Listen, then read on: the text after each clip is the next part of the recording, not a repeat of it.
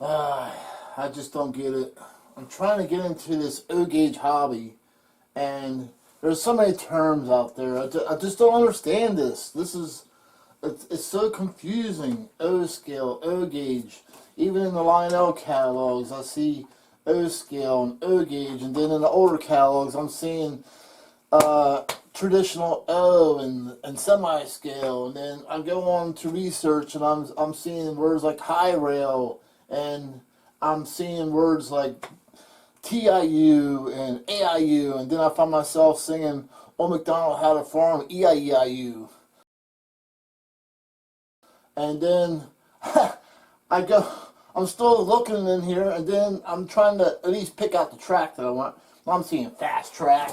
I'm seeing people saying tubular O27 track. Then I see people saying O-scale track. And then I see people saying, oh yeah, Gargraves track. What's the difference? Does it all run on the same track? Does my O27 run on the same track as my O-gauge? What's the difference between O27, O-gauge, and O-scale? I don't get it. If this sounds like you, then you might want to watch this video.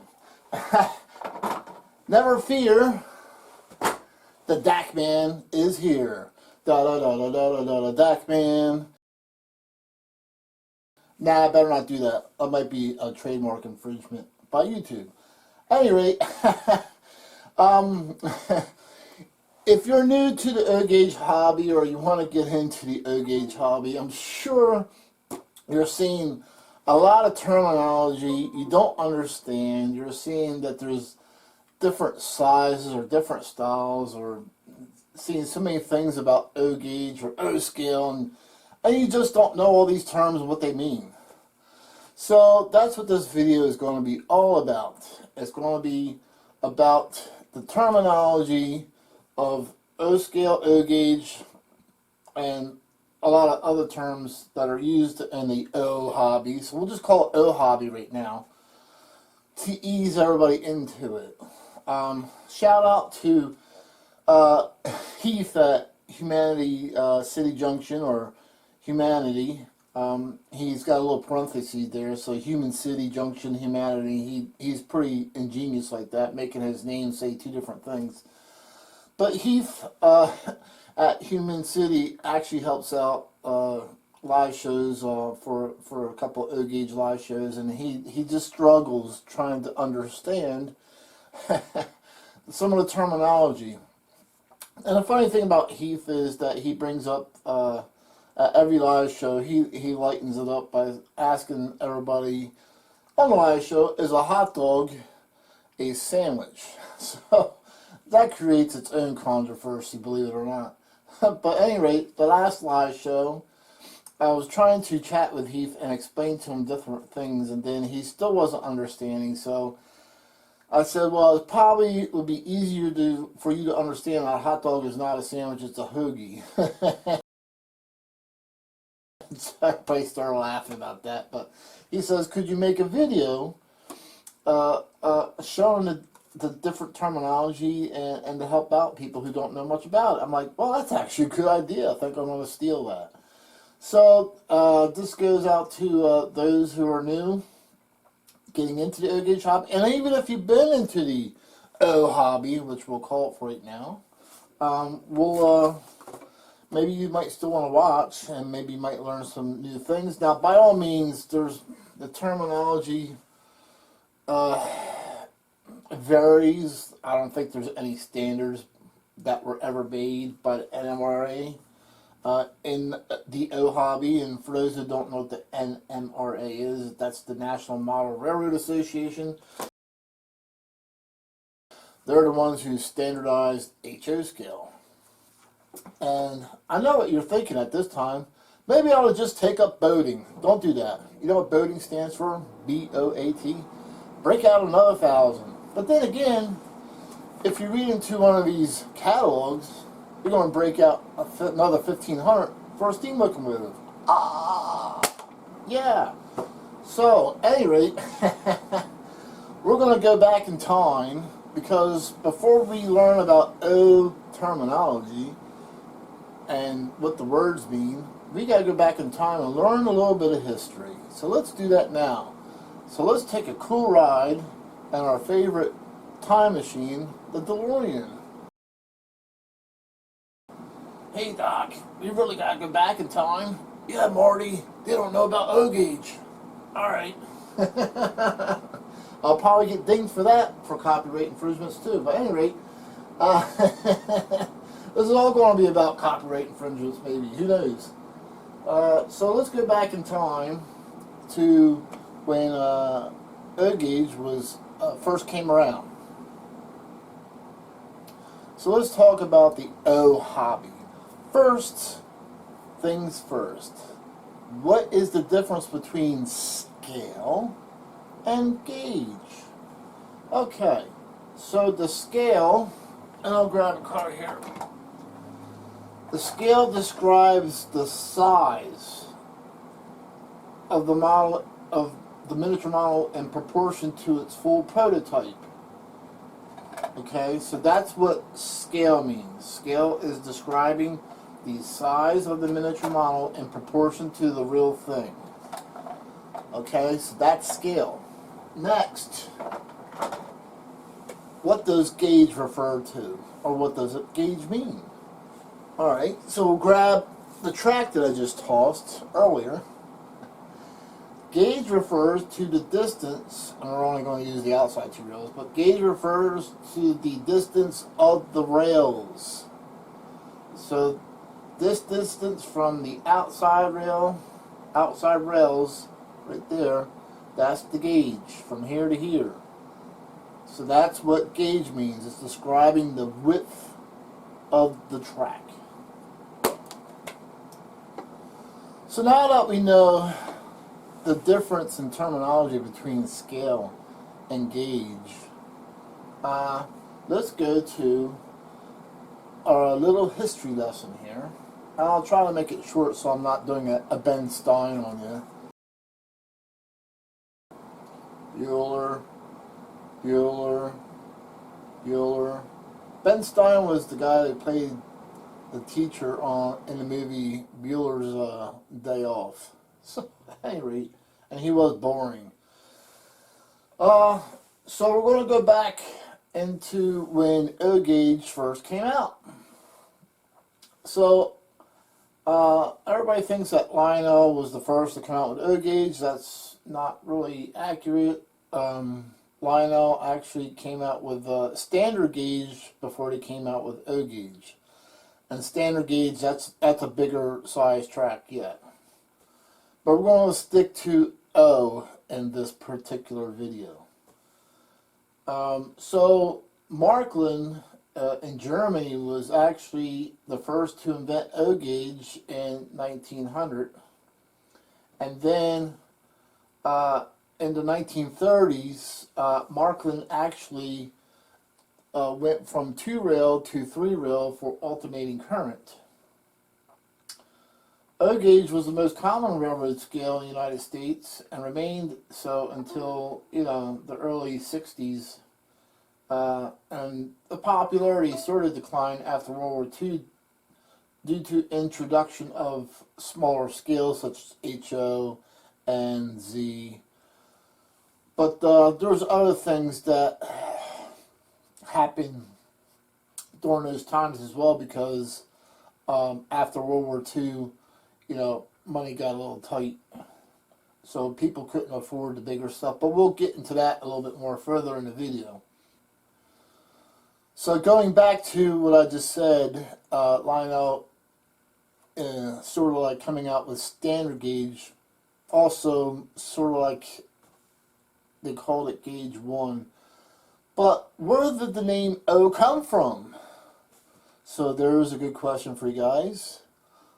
The name for O gauge and O scale is derived from 0, or 0 gauge, or gauge O, because it was actually smaller than gauge 1, which is like a G scale, large scale train size. The term O gauge was created in part because manufacturers realized their best-selling trains were those built in smaller scales. So early in the United States, early on, manufacturers such as Ives American Flyer and Lionel used O-Gauge for their budget line, marketing either Gauge 1, standard gauge, or wide gauge as their premium trains. So it's kind of funny that I say that, because we're going back into the 20s and 30s where standard gauge was the premium train to have. And it was very expensive back then, because you got to remember, it was all metal and not many people could afford a standard gauge train. And only somebody who lived in a Victorian style home, a big house, could even run something like that on the indoors or inside. And then the O scale, O gauge line was their cheaper line. So they actually had standard gauge as their premium and O gauge as their introductory trains. And it's kind of funny because today we have, for instance, MTH Premier and then MTH Rail King as the lower line. And then with Lionel, you have Lionel Trains as the Lionel Vision line as the high premium. And then you have the Lionel Lion Chief as your bottom, but it's all O gauge. So it's kind of funny in history how this happened or went down. One of the most popular engines that Lionel made was the armored number 203 locomotive, and it was O gauge and ran on tracks with rails spaced 1.25 inches apart. However, unfortunately, during the Great Depression, expensive trains went by the wayside because people couldn't afford them anymore. And then by 1932, O gauge was pretty much the standard train set to buy. So here's where you get into words like pre-war, post-war, MPC, and modern.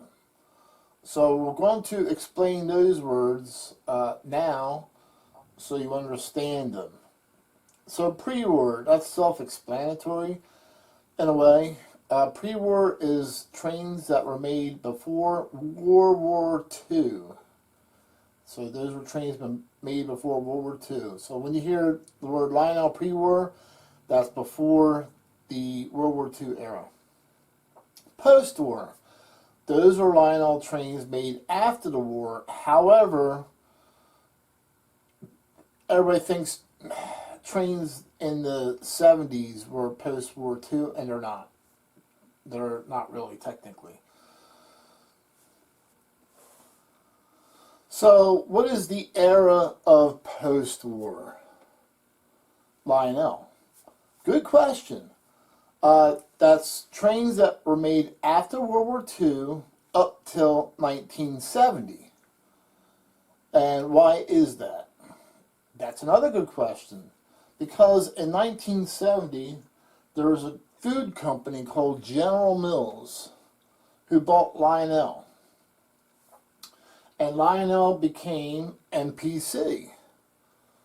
And I know everybody's like struggling, well, what's MPC? MPC was actually a division where they made model plastic kits.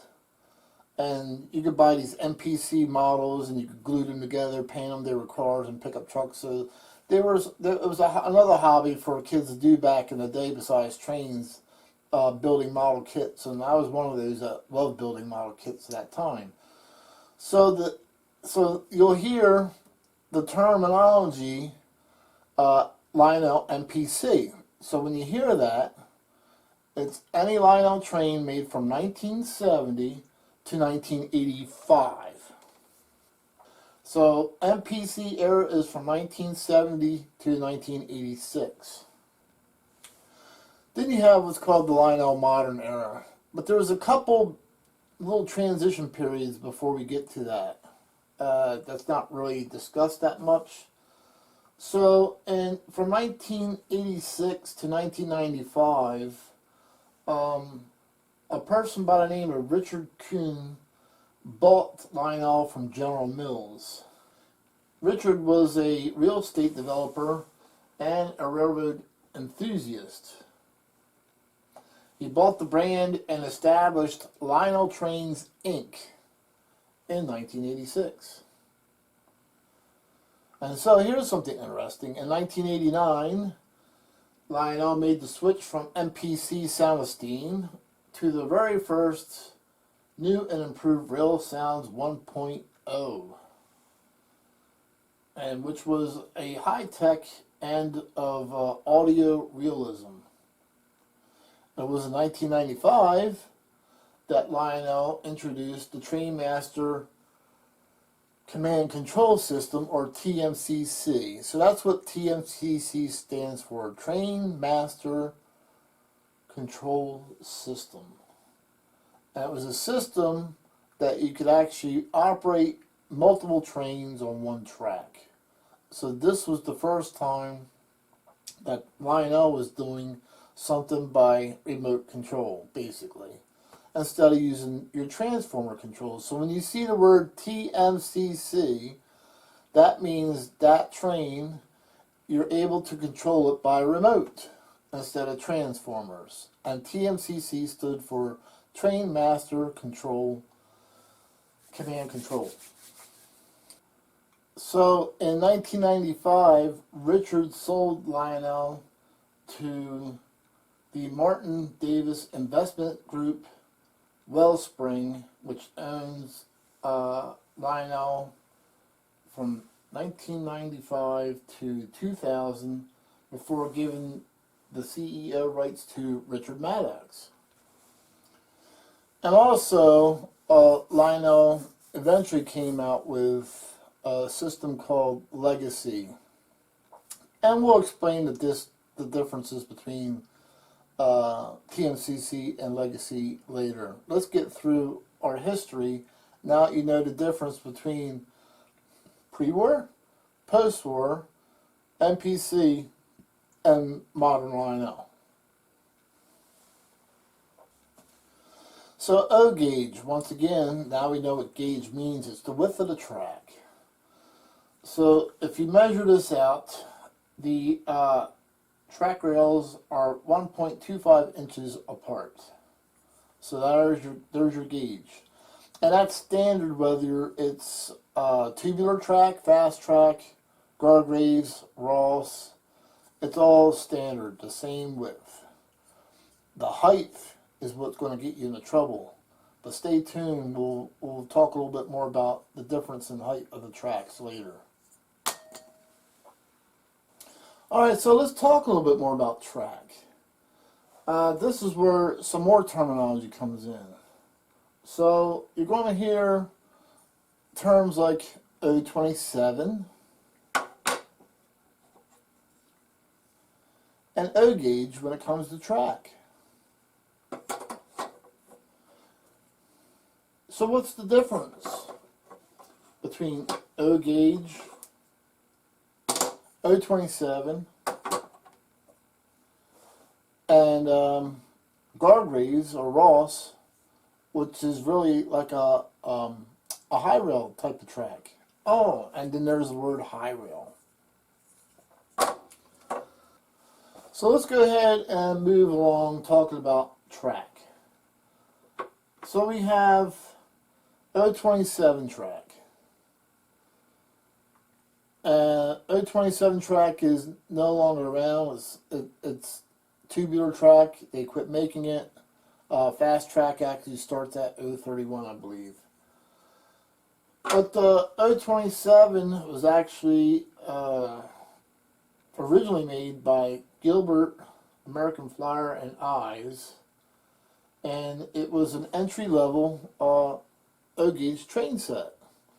So those three companies, Gilbert, American Flyer, and Eyes, had O-gauge, and then their O27, which was smaller, and we'll look at that here in a moment. That was their base entry level, O27. And eventually, Lionel came along and started doing the same thing when the MPC era hit.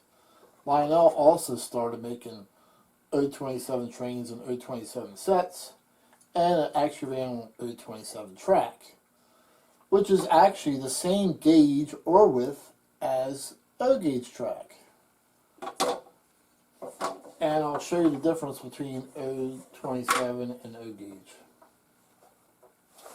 There was another track, which I don't have to show you. It was called Super O. And I'm sure people in the research ran across that. It's like, oh, what's Super O? Super O was like the O gauge track, only the middle rail was very narrow, so you could barely see it. They did that for more realism. So as the train history of O gauge went along, people were demanding more and more realism as they went along. And so they made Super O, but one of the problems with Super O, many people would say it wore the rollers out and would groove the rollers out. Some people disagree and say it would take a long time for that to happen, but that's a discussion for another video. But Super O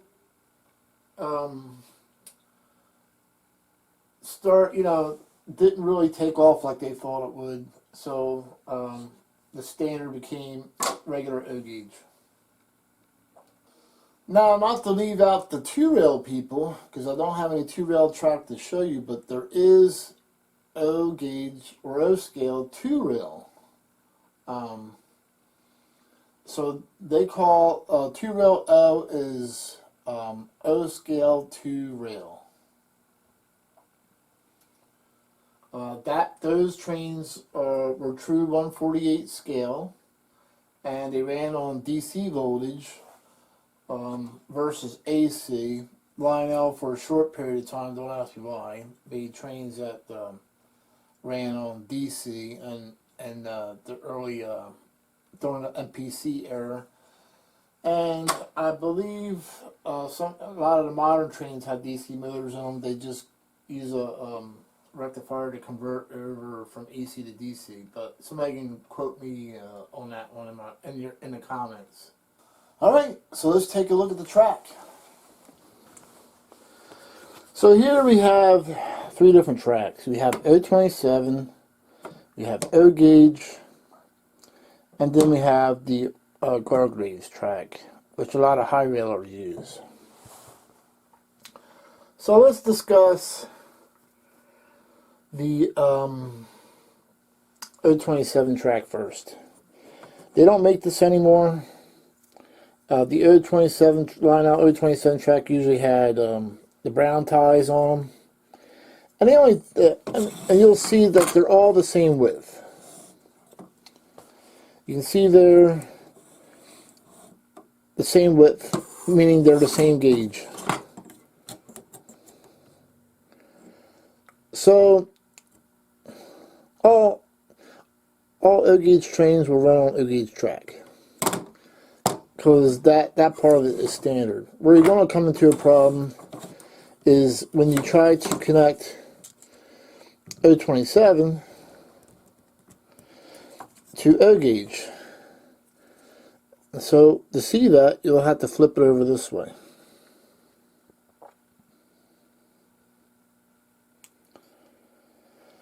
You'll see the differences in the height. So the O27 track is shorter in profile, and profile means it's the height of your track.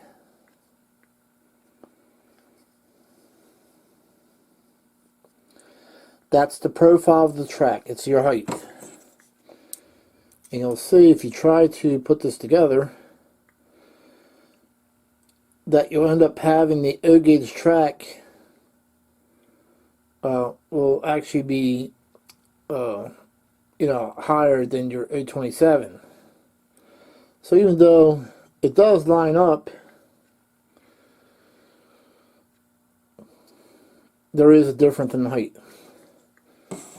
So O27, O gauge. I don't have any real tracks or fast track to show you, but I believe fast track and real track starts in O31 instead of O27, but somebody can put that in the comments if I'm incorrect.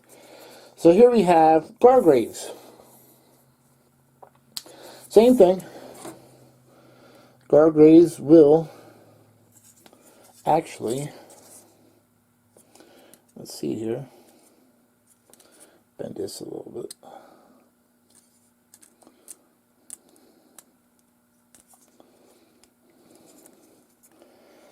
So as you see, the guardrails lines up with the 027 track. It's the same width, so don't get frustrated by the different types of track out there. They're all the same width as far as O gauge.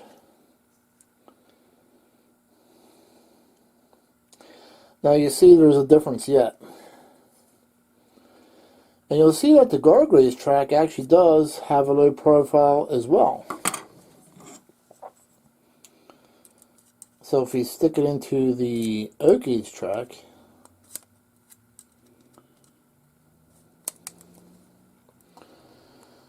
you'll see a big difference. So guardrails track is more commonly used for high rail layouts. Let's talk about high rail. So what is high rail? What does that even mean? I'm not sure now. Well, we discussed the difference between scale and gauge. We discussed the difference between 027O. And so what is high rail? High rail is not a term used to describe the train, but high rail is used to describe a type of layout.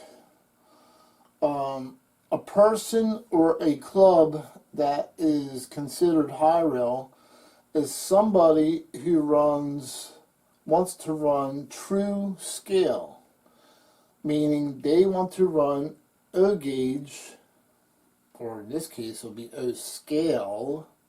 Somebody who wants to run O scale in true 148 dimensions. So O gauge is really semi-scale. O scale is true 148 dimensions. And we'll show you the difference here in a minute. And not only that, but the high railer wants more prototypical track in height or profile. So normally people choose either Gargraves, Atlas O, and Ross are your three main track choices for a high rail layout. Now we understand a little bit better about high rail. It actually describes a layout, a type of layout that somebody wants to build, and not a train in particular. So once again, high rail describes the layout, meaning that layout is all 148 scale trains. It's run prototypically. It has prototypical cars on there, and it's realistic as possible with using high rail type of tracks such as Gargraves, Atlas O, and Ross. So now we can move on to seeing the difference between 027 and semi-scale, and then also known as O gauge, and then we'll look at a O scale car, and we'll talk about these terms some more in another room. So here I brought out three different double door boxcars as a good example. So the first car we have is 027. It's a double door boxcar, as you see. Next up we have an O gauge double door boxcar. Then we have an O scale double door boxcar.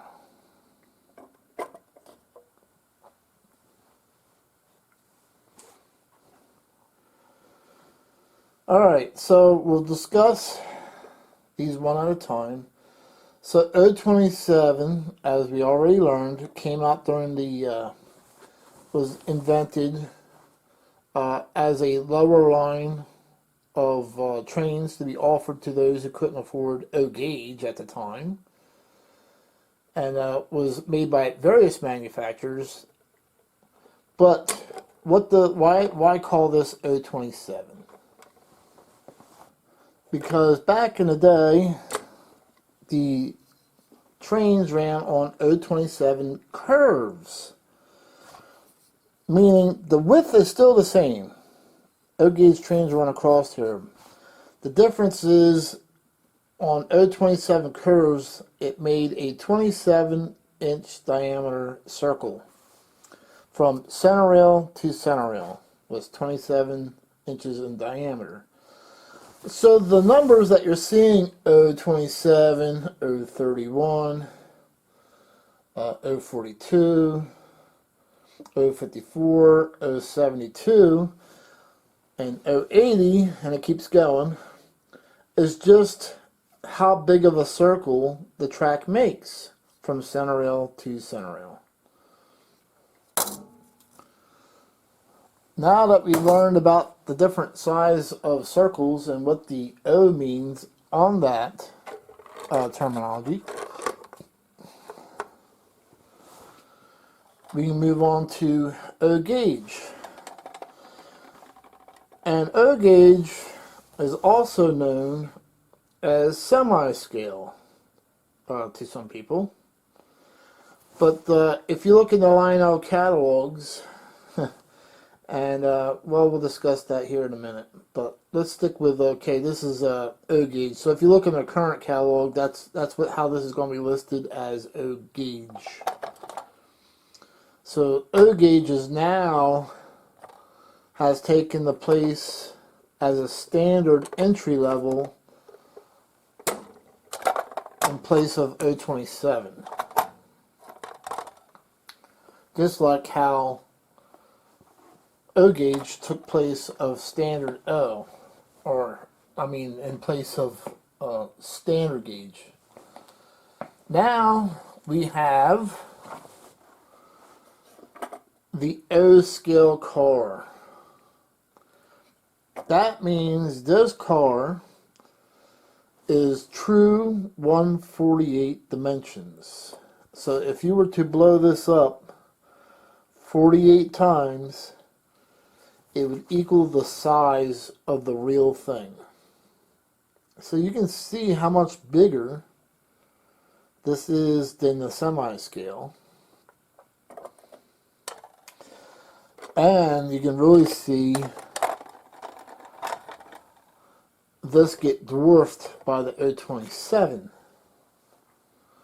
So I know what you're going to ask. Why don't they just make one scale? Well, the days of 027 are done, so we can toss that to the side. But you still have semi-scale, or O gauge, and you have O scale. The problem is, when you make something true dimensions, it becomes a lot more expensive. It comes with a lot more details, driving the price up. Also, when you make something true scale dimensions in O gauge, or O scale, you have to run it on bigger curves, what we just talked about. So, instead of being able to run 031, which is what this could run on, now we have to start out with 054, and depending on the size of the car, going up from there. And a lot of your scale size steam locomotives won't even run on 054. You have to have at least 072. So that's the drawback to buying O scale, is if you don't have a lot of room for 072 track, then you might want to consider sticking with semi-scale or O gauge. So semi-scale and O gauge means the same exact thing. Now we're going to throw another terminology in the mix. So when Lionel decided to do scale size cars, they didn't always call it O scale. So this is where some more confusion comes in.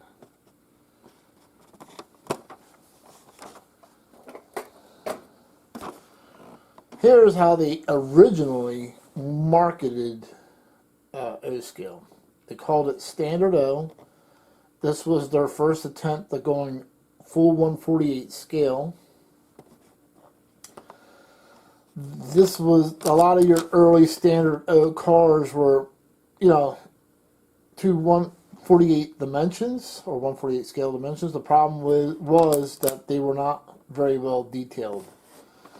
You could see the steps were molded in instead of being separate. So they were still, at this point in time, toy-like, and you'll see early Lionel magazine or catalogs in them list Standard O and then traditional O gauge. And remember what we learned, semi-scale and traditional is the same thing. So you have traditional, semi-scale, meaning the same thing. Standard O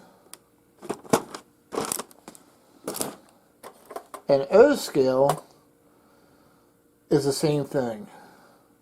The only difference is O scale is when they finally got into finer details, such as separately applied grab rails and stuff. But O scale and Standard O are 148 true scale dimensions. O gauge and traditional O is the same car. So you can blame the manufacturers for the name changes and terminology over the years, which confuses everybody as they go back and look at catalog. So I'm hoping that this helps people, at least with the Lionel end of it, and the difference between O gauge, O scale, traditional, high rail. So I'm sure that people have learned a lot of things just by this point in the video.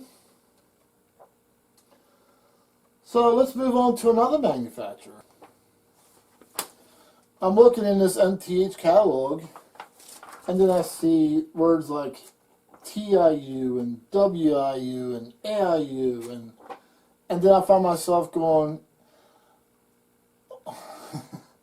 what am I reading here? What does all that mean?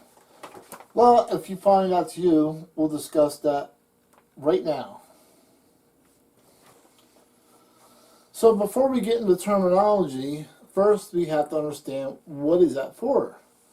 MTH had their own remote system called DCS, also known as Digital Command System. So there was quite a few options you had with the MTH that you could do with the DCS. So let's take the TIU. What does the DCS TIU mean? So if you want to run your trains on track through a controller, you would have bought the DCS TIU, which stands for Track Interface Unit. MTH quit making that, and they went with a WIU, which stands for Wi-Fi Interface Unit, and now you run your trains through an app on your cell phone instead of a handheld controller. So MTH got really advanced. Lionel is doing the same thing by offering Bluetooth, and now you can run Lionel trains that were made in the last 2 years on a Lionel Bluetooth app. And what is an AIU? That is an accessory interface unit. That's for your accessories. So I hope that answers your question about MTH stuff. And a lot of people ask the question, can you run Lionel, or can you run MTH trains with Lionel controller, Legacy or TMCC? The short answer to that is nope, not happening. You cannot run MTH trains with anything that Lionel made in their controllers. That's out. So can you run anything Lionel with MTH controllers? Yeah, there are some features that you can use in the MTH controller to run some Lionel. On certain locomotives, not everything will be available to you, but you can still run Lionel trains through your MTH controllers.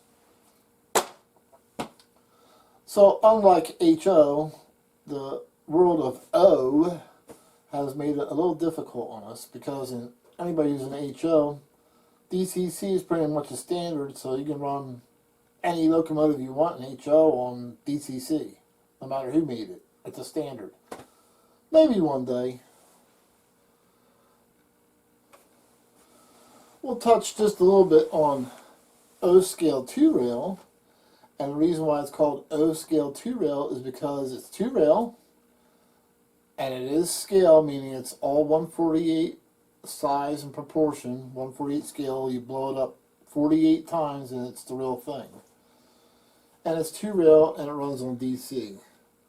O-scale 2-rail trains are kind of like hard to find. You're usually making a lot of your own rail cars or crafting your own buildings.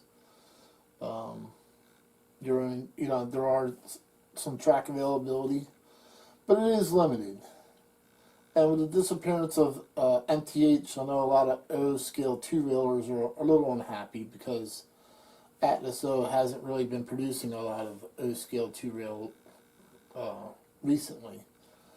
So it leaves the 2-rail people out in the cold a little bit, meaning that the world of O, the 3-rail is more popular, even though it may not be the most prototypical or realistic looking track.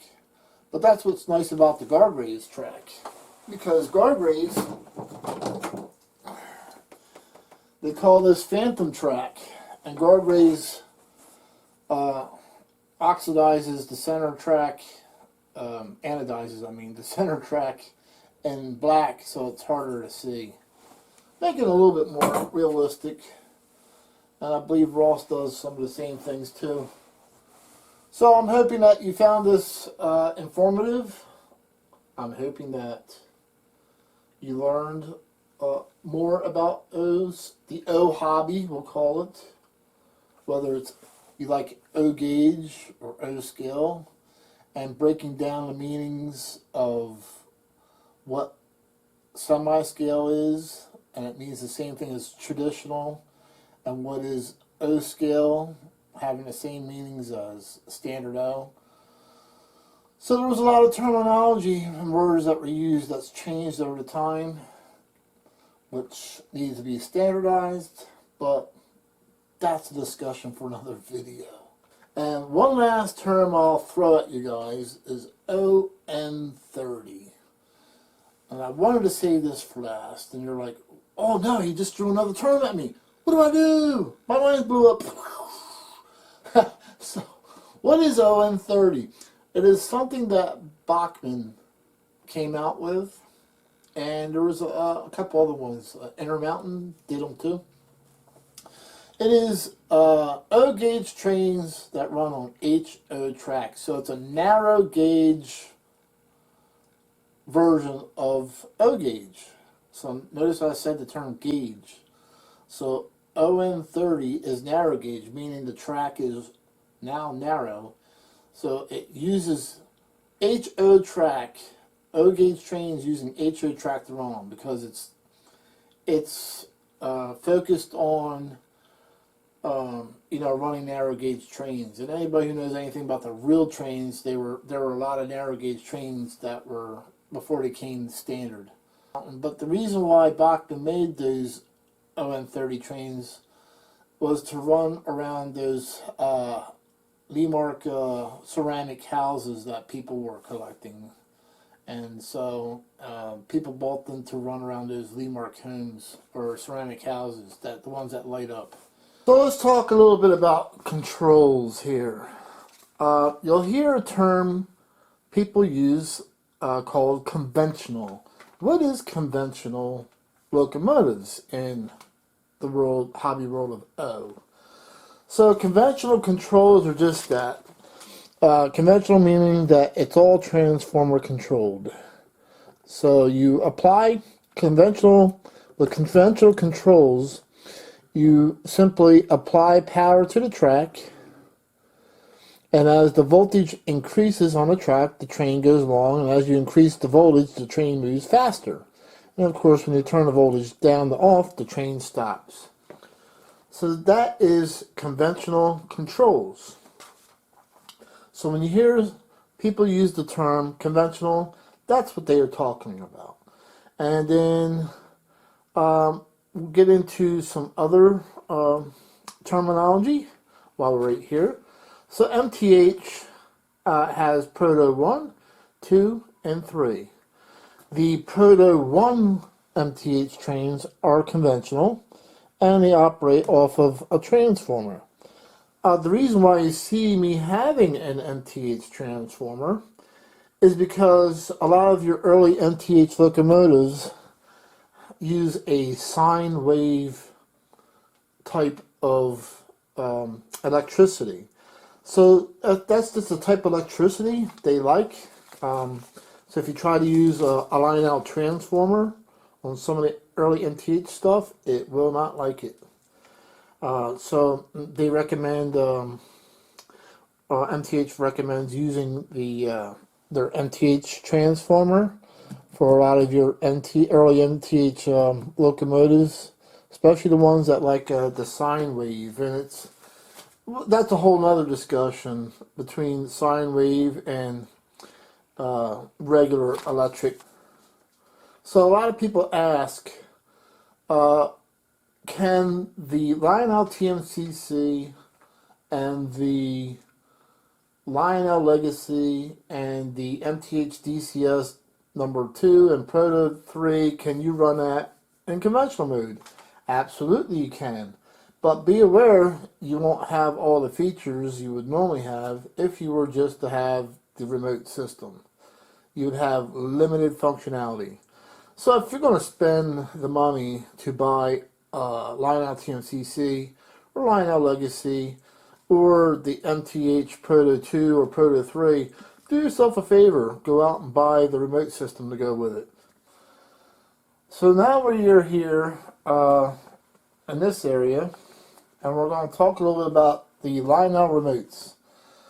The very first attempt Lionel made with making the remote, they made the powerhouse, and the powerhouse was just basically what it did is it took the place of the transformer, meaning it would apply power to the track for your trains that ran conventional.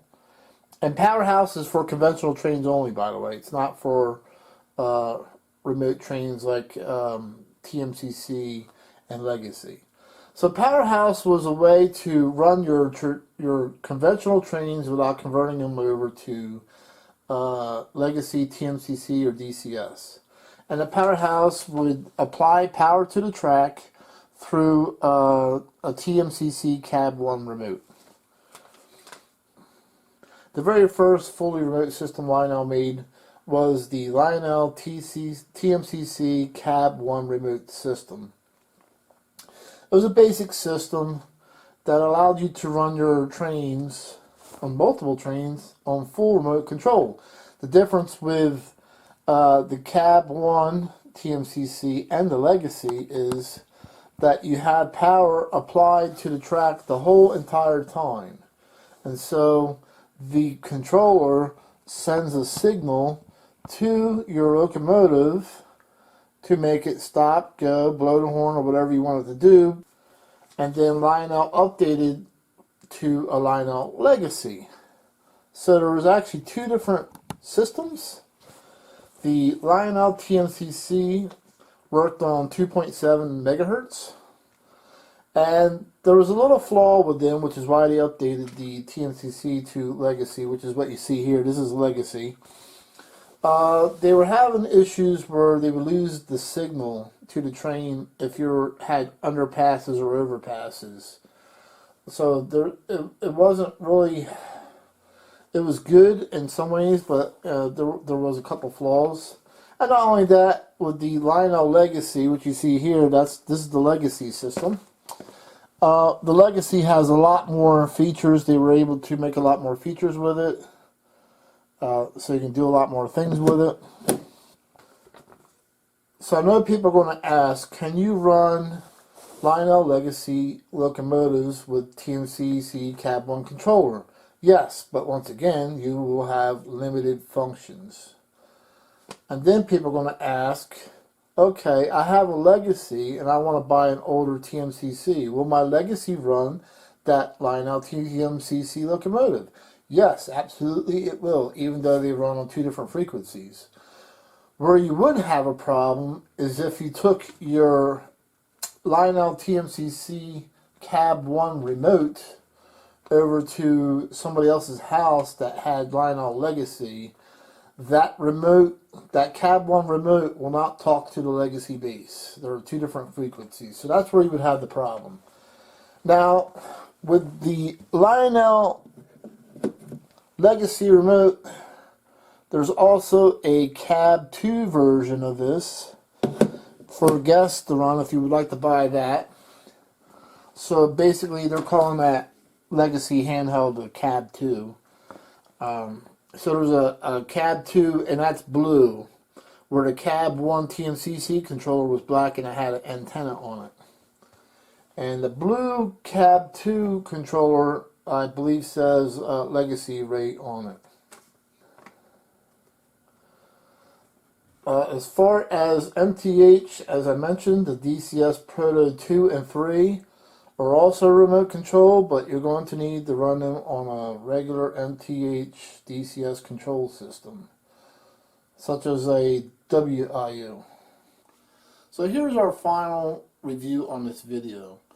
We found that the term O27 trains means that those are trains that were designed to run on O27 circle track. We also found that O gauge also means traditional, which also means semi-scale. So you got three different words that describes one thing, and that's where it gets confusing. O gauge, traditional, and semi-scale. All three means the same exact thing.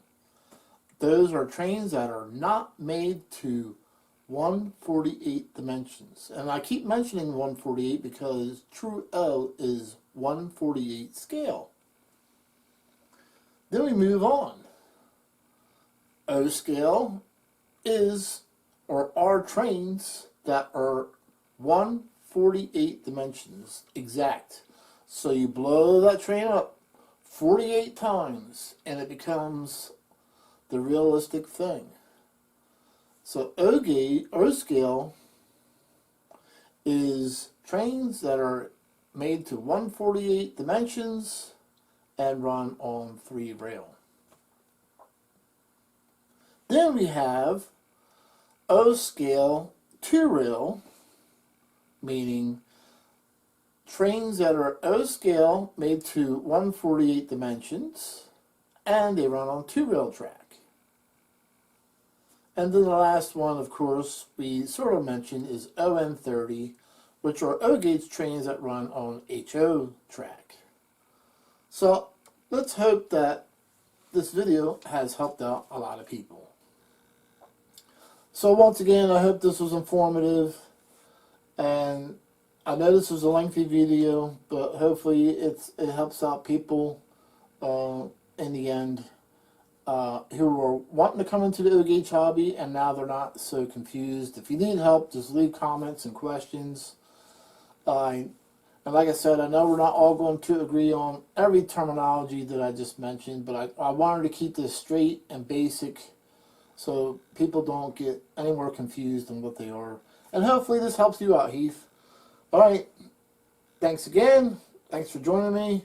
and we'll see you next time.